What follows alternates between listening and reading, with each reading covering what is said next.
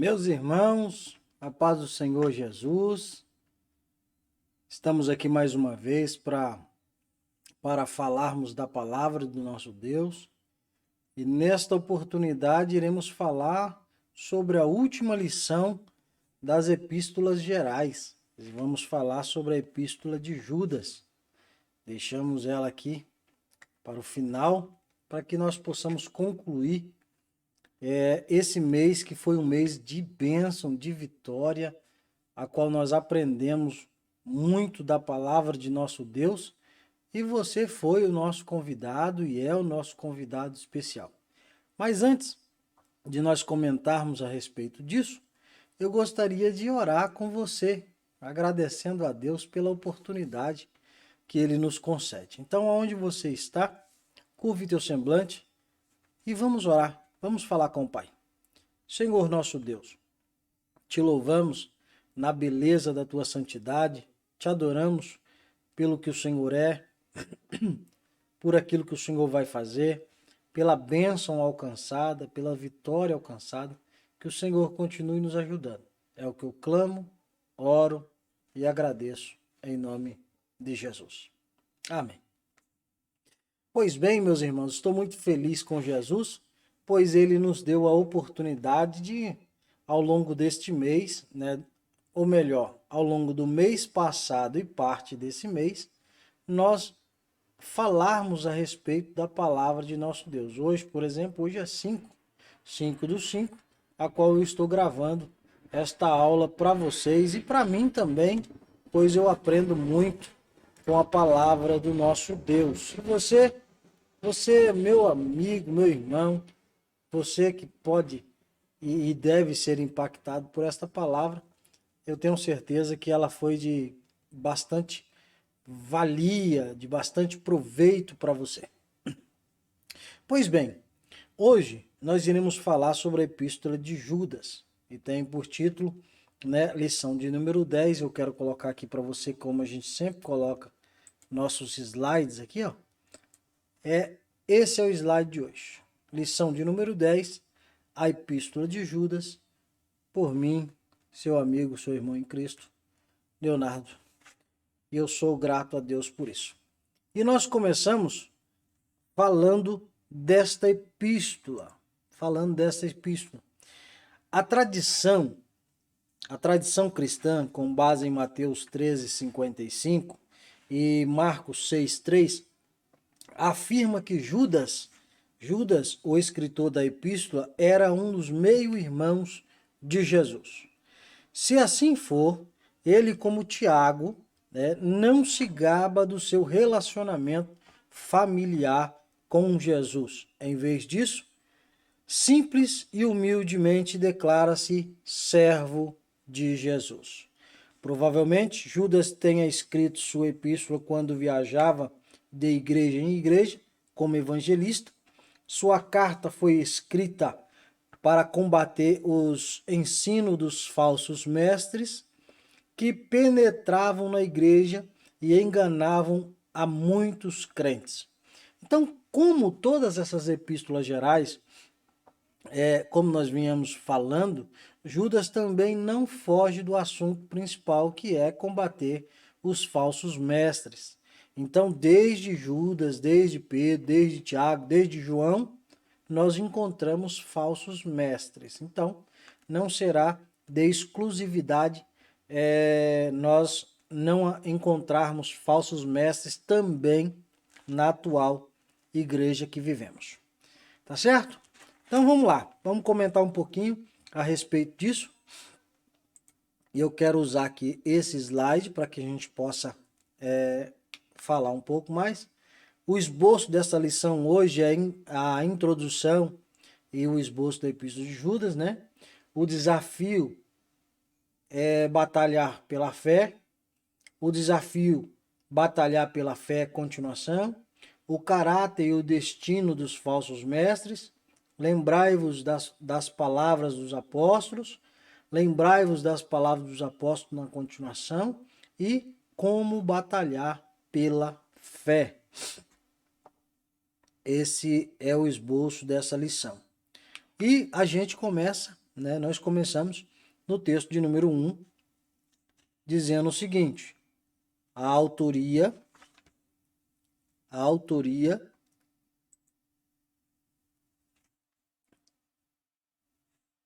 dessa epístola, como já comentamos, né? O primeiro versículo da epístola de Judas fala sobre o seu autor, né? Que se identifica como um servo de Jesus e irmão de Tiago. Tiago, sem dúvida, era o pastor da igreja de Jerusalém e irmão consanguíneo de Jesus.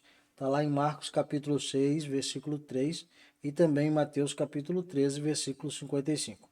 A tradição cristã afirma que Judas era o meio-irmão de Jesus e também o autor desta epístola ou desta carta.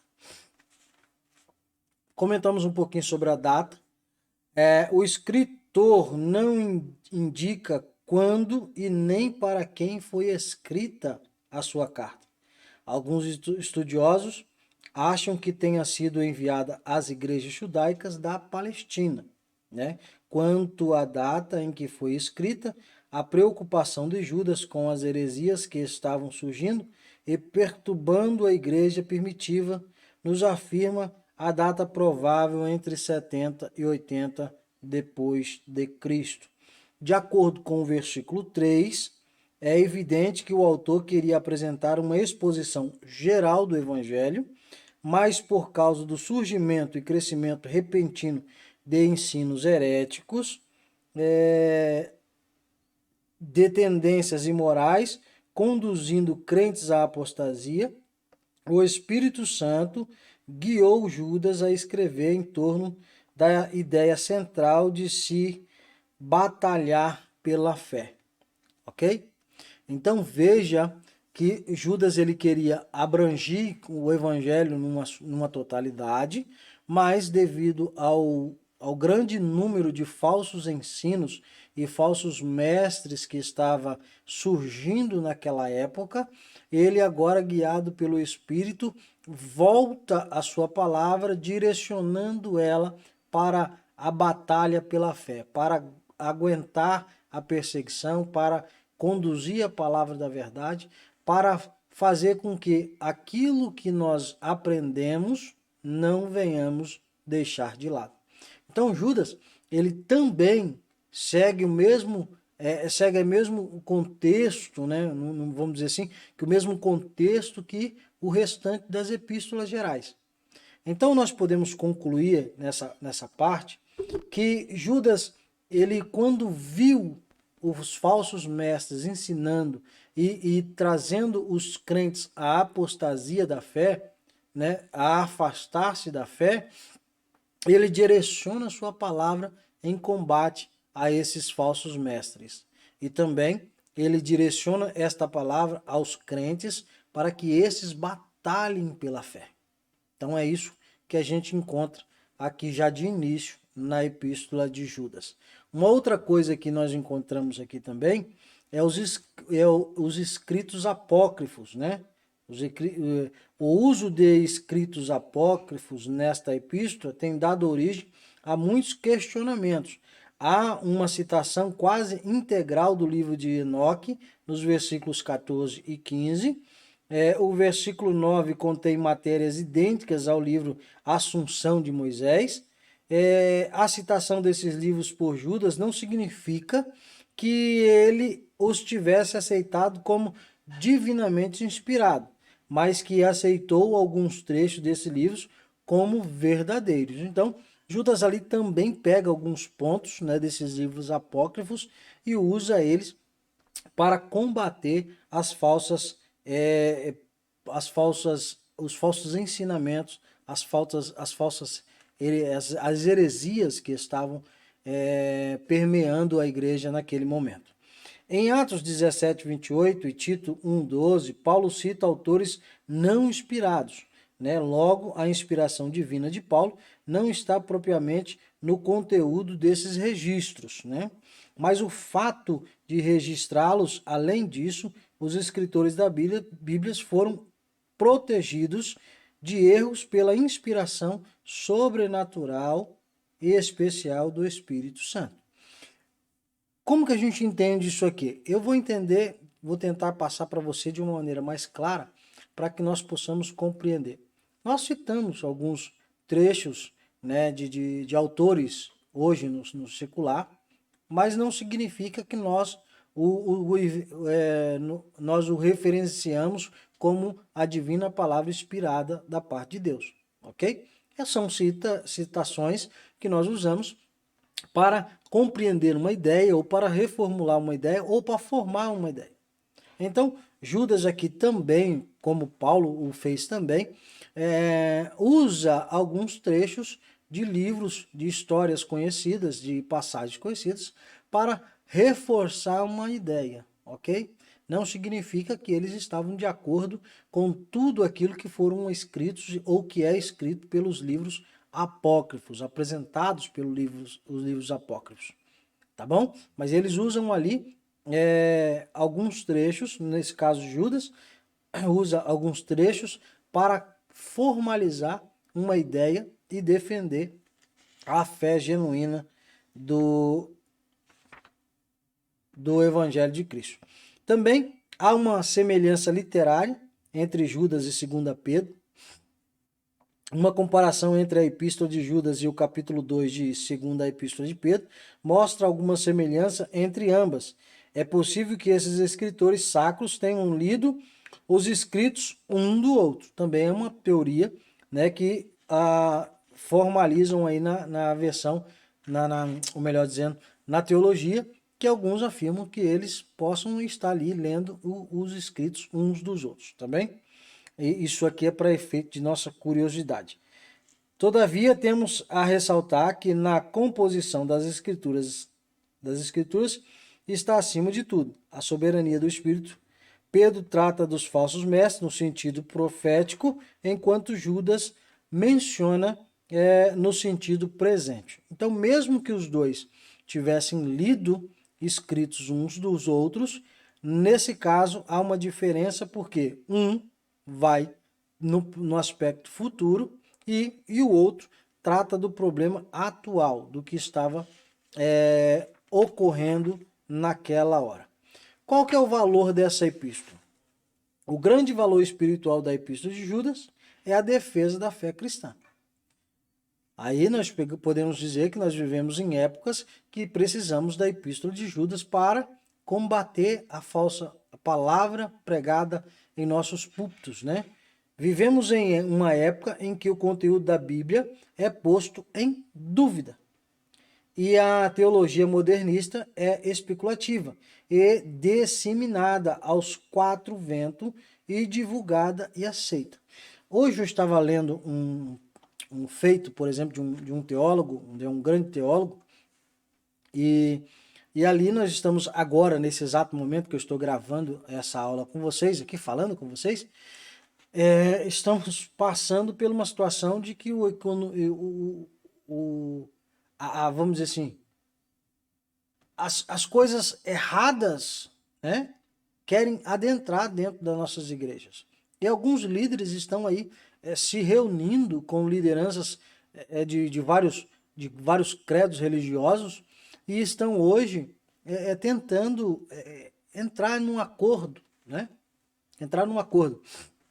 Alguns afirmam ser de importância, pois conseguiria atingir um grande público aí, e outros defendem radicalmente que isso seria algo errado, porque ia contra tudo aquilo que nós aprendemos, defendemos e pregamos, né? E eu tô com esses que defendem que nós não devemos nos misturar tanto igual estamos hoje, nesse exato momento que eu estou falando com vocês. Então, Judas, ele também vivenciou isso, pregou sobre isso, criticou sobre isso, defendeu a fé. E é o que nós precisamos nesse exato momento, de uma epístola chamada de Judas, para nós olharmos para um pouquinho para trás e defendermos esta grande fé, que é a palavra que Judas transmite para nós nesse exato momento. Um outro ponto interessante de Judas aqui é a sua saudação, que está lá no versículo de número 1. no texto de número 2, nós temos aí a saudação de Judas. Judas tinha outro tema em mente ao escrever a sua epístola, mas com o surgimento e as atividades dos falsos mestres, passou o quê? A exortar os irmãos a pelejarem com todo o ardor pela fé ortodoxa. Então, Judas, quando ele começa a sua epístola, ele tinha um outro pensamento. Mas a atual situação que estava vivendo a igreja necessitava de uma palavra imediata. Então, Judas não podia simplesmente defender uma tese sem antes abordar o que estava acontecendo ali naquele contexto. E, portanto, Judas começa a sua carta com uma forte declaração de confiança em em face ao perigo ameaçador. O Consolador estava convocando-os a pelejar, por isso não deveriam temer o mal que enfrentariam. Através do eterno amor de Deus, seriam guardados em Jesus Cristo até o dia do seu retorno. Então, o que nós entendemos aí nessa saudação? Que Judas estava proposto até mesmo a morrer ou ser guardado pelo Senhor em uma situação de desespero ali que estava acontecendo, né? De uma situação abrangente, vamos dizer assim, melhor colocação, abrangente ali, que estava tomando conta da igreja do Senhor, a heresia estava tomando conta, o falso ensino estava ali, batendo a porta, levando os crentes a apostastar da fé, a se distanciar da verdade. Então Judas agora, ele está proposto até mesmo a morrer por causa dessa fé, defendendo essa fé. Então, nessa saudação de Judas, no verso 1, nós já encontramos essa palavra forte, que é a defesa da fé. Depois, verso 2, ele vai falar da misericórdia, paz e do amor. No verso 3, a fé mais uma vez, né? Uma vez por todas. Depois ele vai falar da importância da máxima da sã doutrina, da importância máxima da sã doutrina, e Judas vai continuar dizendo que nos dias atuais ouvimos dizer: não importa o que você crê, o que importa é o seu modo de viver. Então, essa fala de início parece certo, mas está totalmente errado, pois o nosso modo de viver é determinado por aquilo que nós cremos. Então, Judas ele vivenciou isso e traz para nós esse exemplo também. O nosso modo de vida é baseado naquilo que nós cremos. Então, se é muito light o negócio aí, o crente também será muito light. É isso que Judas estava vivenciando e foi por isso que ele brigou. Brigou como? Pregando a verdade da palavra de nosso Deus. Defendendo a fé, questionando os irmãos, procurando palavras dentro da palavra da própria palavra dita, né? Procurando dentro dos escritos sagrados dos apóstolos, dos ensinos dos apóstolos, trazer à memória do povo esta verdade. Que nós nesta hora possamos entender algo muito importante. Nós somos aquilo que cremos. Então não adianta viver uma vivência livre se nós não cremos na verdade ou não praticamos a verdade. E é isso que nós precisamos compreender nessa hora. Um outro ponto importante, aqui no texto de número 3, é o desafio, né? Batalhar pela fé, a continuação. Batalhardes diligentemente, definição do grego no Novo Testamento. Batalhar diligentemente.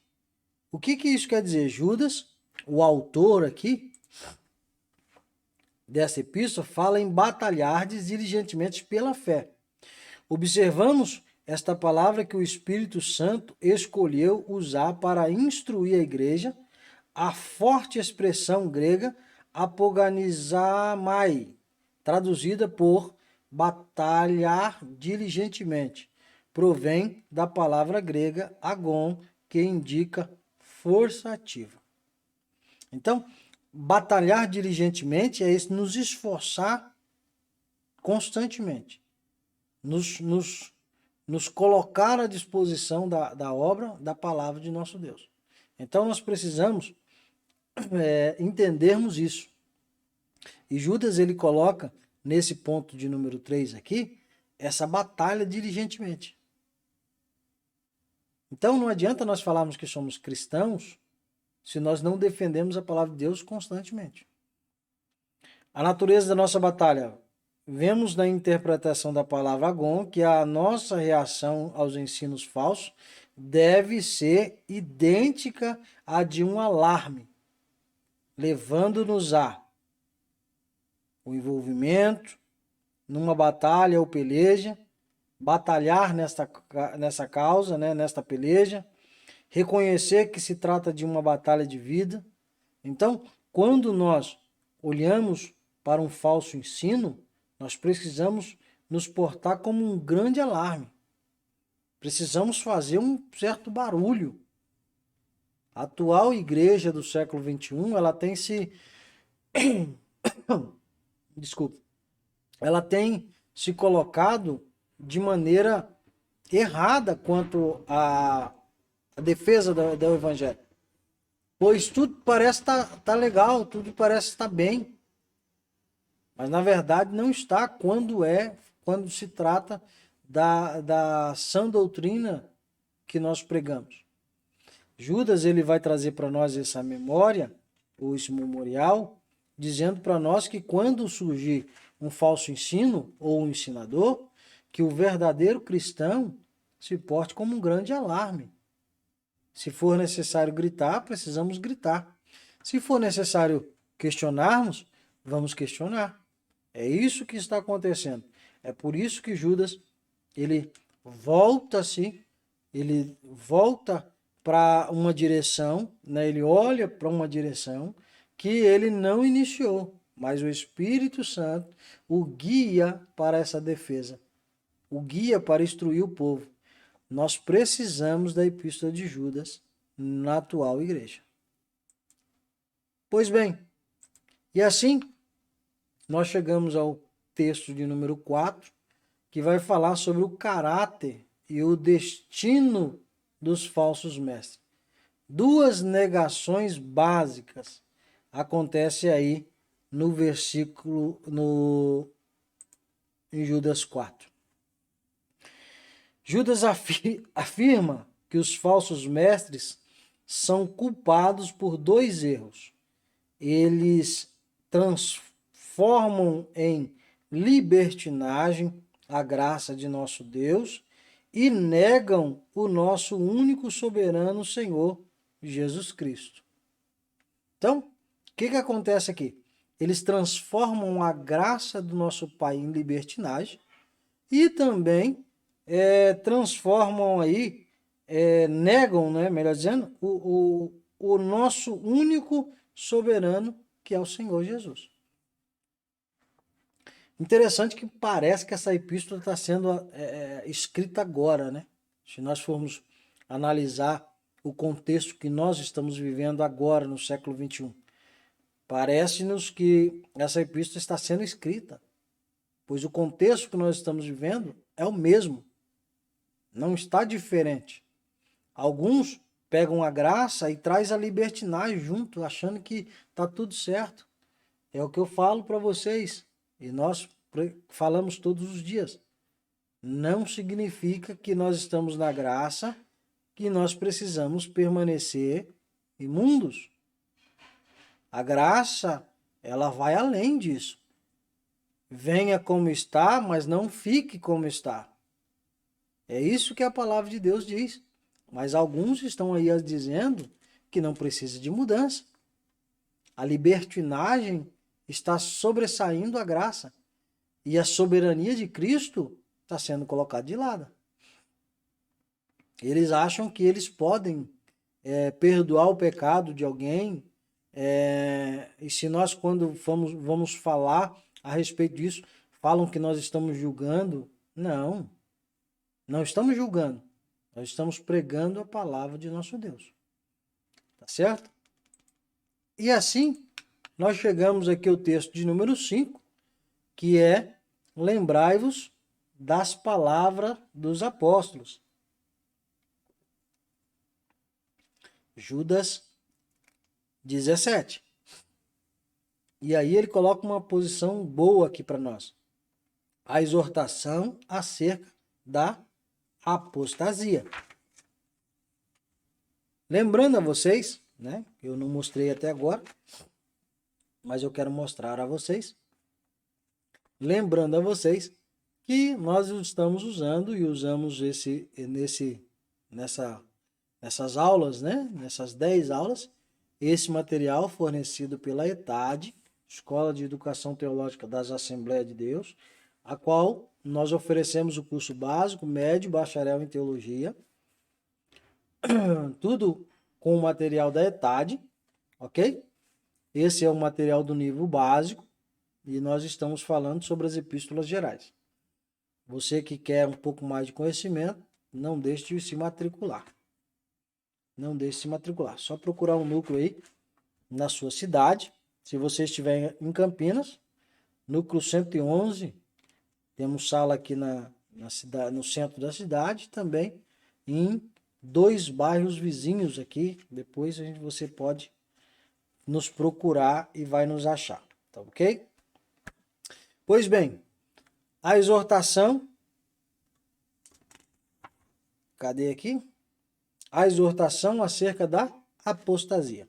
Judas trata primeiramente dos erros dos falsos mestres para depois voltar aos seus leitores. Então Judas agora ele trata primeiro com os falsos mestres, depois ele volta aos seus leitores, alertando-os contra o perigo da apostasia. Há um perigo iminente dentro da igreja que muitos não falam, que é o deixar, apostatar da fé, abandonar a fé, parar 1 minuto, parar 2 minutos, parar de ir nos cultos, nas reuniões. Tudo isso é uma questão de tempo para estarmos longe de Cristo. E Judas, primeiro ele trata dos falsos mestres e depois ele vai lembrar os irmãos o perigo desses 5 minutos que nós às vezes pegamos, né?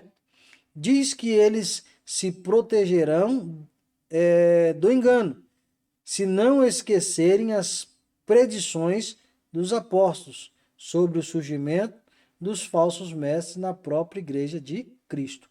Então, o que Judas está dizendo aqui? Judas está dizendo assim, lembra que os apóstolos falaram sobre isso, já estavam prevendo isso, preveram isso? Então, esse é o momento. Nós falamos também de falsos mestres, mas nos parece que esses homens têm uma lábia, né? Eles têm uma lábia que engana o povo. Porque a palavra da verdade ela é um pouco mais dura, mais rígida, né? E alguns não querem esta palavra, querem aquela palavra do oba-oba, do vamos, né? Troca aqui, vende ali. Não é evangelho, viu? Desculpa aí, mas não é evangelho. E Judas fala o seguinte, lembrai-vos. Temos aqui o primeiro imperativo usado por Judas. Ele deseja que os seus leitores meditem bem sobre aquilo que os apóstolos lhe transmitiram. Hoje, nós não temos os apóstolos mais, né, para falar a respeito da palavra de Deus diretamente. Existe um monte aí intitulado apóstolo, né, mas eu não vou querer entrar nesse meio e nem nesse mérito.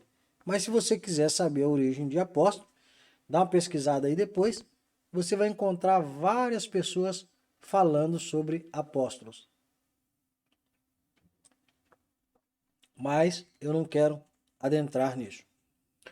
O que eu quero adentrar é o que Judas está dizendo. Judas está dizendo o seguinte, lembrai-vos. Lembrai-vos do quê? Dos ensinos. Hoje nós temos a Bíblia. Hoje nós temos os livros da Bíblia. Então dá para você meditar. Às vezes nós falamos assim, é chato. Chato é ir para o inferno, irmão. Chato é você perder sua salvação. Agora, ler a Bíblia Sagrada não deve ser chato. Se tá chato para você, aceita Jesus de novo ali, dobre seu joelho, ok? E vai dar tudo certo. Depois ele fala assim, o valor do retorno à palavra em nossos dias. Nós precisamos voltar com essa palavra para os nossos dias. Depois ele também fala das doutrinas falsas em nossos dias, né? Hoje o cristianismo está sendo atacado por esta praga repelente, como nunca, sobre o disfarce de impotente eruditismo. Os modernistas de hoje atacam a Bíblia, procurando aniquilá-la, a sua autoridade divina e os seus elementos sobrenaturais. Tem gente até falando que tem que atualizar a Bíblia, né? Mas ele precisa de uma atualização com Cristo e tantos outros. Mas nós precisamos de Judas.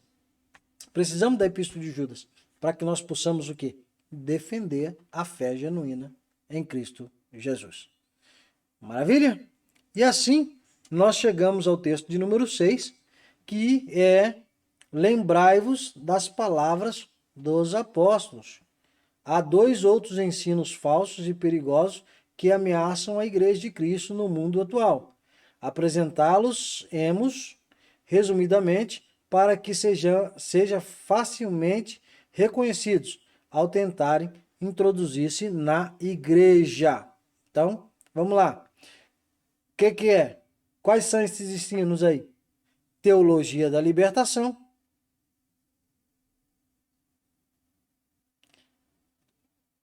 o evangelho da confissão positiva e da prosperidade. Nós estamos cheios, né, sendo levados por enxurrada disso. Teologia da libertação. Trata-se de um novo desafio à fé cristã ortodoxa, originado na América Latina. O ponto focal, o ponto central da teologia da libertação afeta a missão da igreja no mundo. Os adeptos desse pensamento geralmente inspiram-se na teologia secular, na política revolucionária e em ideologias de origem machistas. Ensinam que a missão principal da igreja é cuidar dos problemas sociais existentes na vida dos povos. A preocupação dessa doutrina é estudar as causas e as soluções das chamadas injustiças sociais para alcançar esse objetivo. Servem-se até de meios políticos e revolucionários. Ganhar os perdidos para Jesus e fazê-los discípulos. Isso é, cumprir a grande comissão de Jesus é considerado má interpretação da Bíblia e é, portanto, rejeitado. Então, o problema deles e a vontade deles não é nada de ganhar alma, aceitar Jesus, mudar de vida, nada disso. É libertação. Ação social, vende aqui, compra ali. E o outro ponto, talvez um dos piores, é o evangelho da confissão positiva da prosperidade. Tem muito hoje, muito pregador. Fizeram até curso de coach, né? Para ensinar, para mostrar. Não, você vai vencer. Nós vamos vencer em Cristo Jesus. Fora dele não vence. Fora dele não vence. O autor, o outro ensino falso, é proveniente da América do Norte, dos meios pentecostais principalmente, e é chamado culto da prosperidade. Seus ensinos estão se difundindo rapidamente por todo o globo, inclusive no Brasil. Para isso, usam literaturas, a internet e o púlpito para as suas pregações. Citando determinados textos bíblicos, falsos mestres ensinam que todo crente, através da sua fé e confissão, pode obter tudo o que quiser. Isso é mentira. Tá certo, irmãos? Isso é mentira. Crente não pode ter tudo que quiser. Há uma vontade condicional de Deus para que nós possamos ter as coisas. Então a gente precisa entender isso. Pedir e dar-se-vos-á. Pedir segundo a vontade do Pai e Ele vai nos conceder. É assim que funciona. Essa teologia aí da confissão positiva e da prosperidade afirma que você precisando um pouquinho de fé, você vai alcançar tudo. E aí alguns se frustram no meio do caminho porque não conseguem. Há uma condição para que as coisas aconteçam E nós, biblicamente, estamos afirmando a você que para que as coisas funcionem, você precisa do autor das coisas, que é Cristo Jesus. Sem Jesus não há nada. Não há como ter. Não há como obter. Nada. Então, sem Jesus não vai. Como diz o hino, sem Jesus não dá. Sem Jesus não dá. Muito bem. E assim, nós chegamos ao final.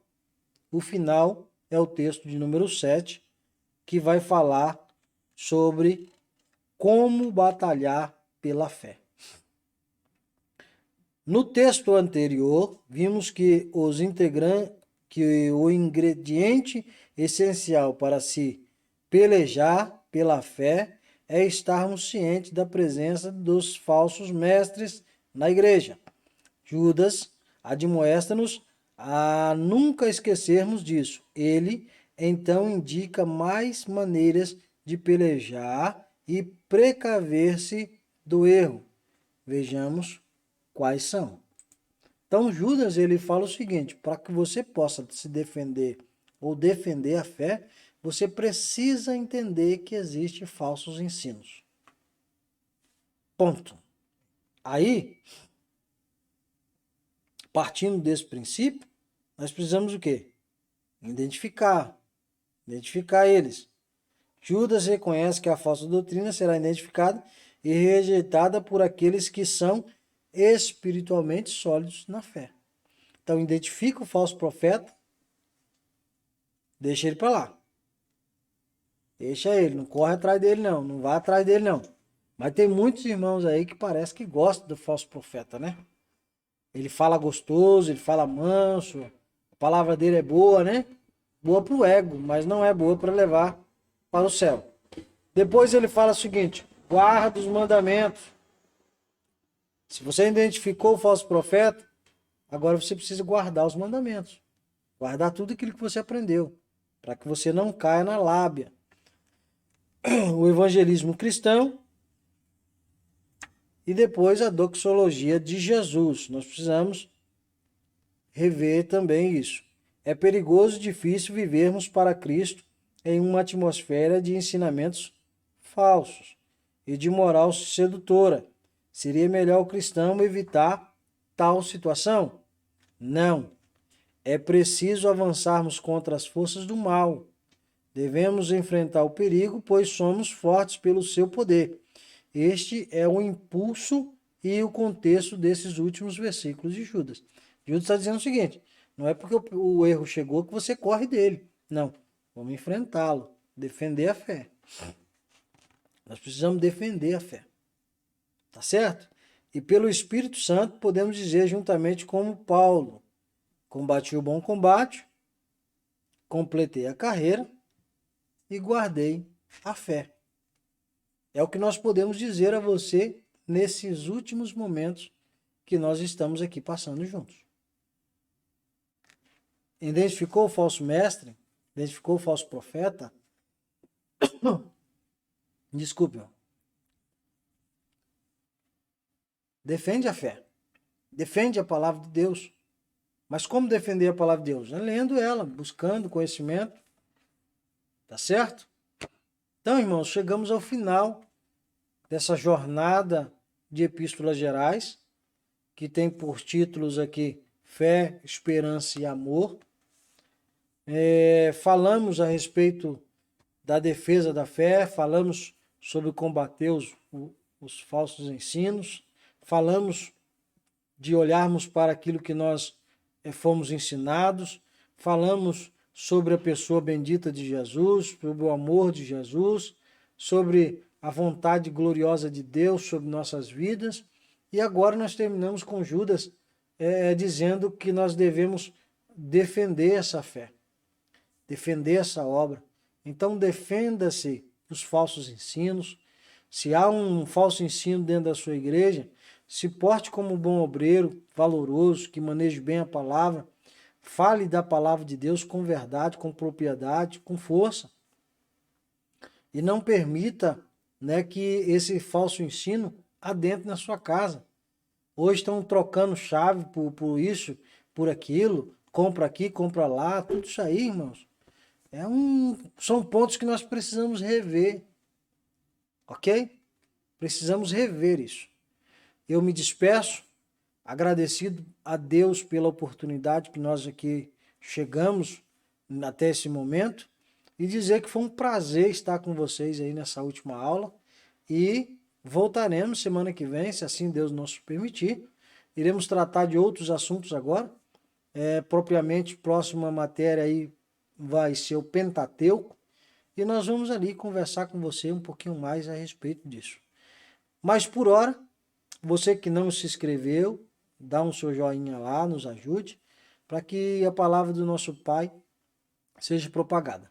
Reforço dizendo que o nosso propósito desse vídeo não é trazer aqui os pormenores, né, bem cavucados aí da teologia. Isso nós fazemos em sala de aula, pois ali há um tempo maior. Nosso propósito é trazer para você uma visão geral do que está acontecendo dentro da epístola, ou dentro do livro, dentro da matéria a qual nós estamos estudando, e para que você possa ter compreensão daquilo que você está lendo, tá bom? Então, fica aí meu abraço, meu agradecimento e que você volte comigo semana que vem. Deus abençoe, forte abraço e até a próxima, querendo o nosso Deus.